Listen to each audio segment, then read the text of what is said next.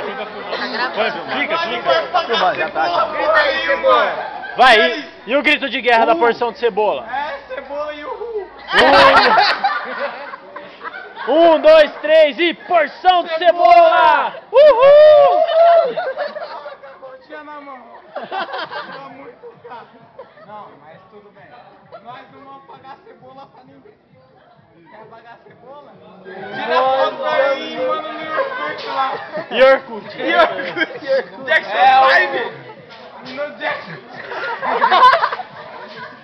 Você vê do pânico da Deus, passa longe. Vai tomando no cu. Não é nem 4, né? Aí, mas isso aqui. R$53, velho. Tá pouco. Eu vou pagar. Mas aí eu quero cebola empanada. De brinde, cebola de brinde. Ó. Você curte cebola?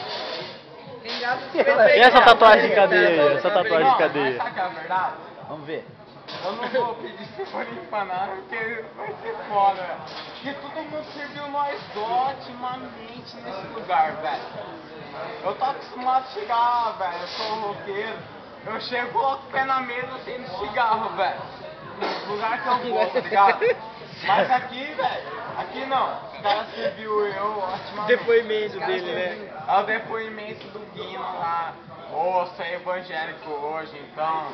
Aí eu comprei uma bebida aqui. E tipo, eu costumava beber lá no bar de São Marcos. Qual é seu nome? Qual é seu nome? Me mandavam um copinho de conhaque com cacau e eu virava na hora. também, Aqui eles colocam um guardanapo embaixo. Um guardanapo embaixo. Nossa, pergunta o nome dele, mano. Aí você vai ficar quieto.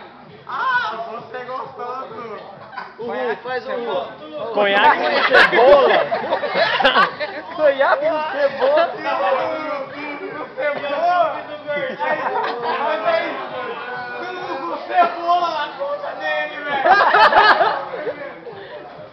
Nossa. Agora eu quero me bater, eu não quero mais.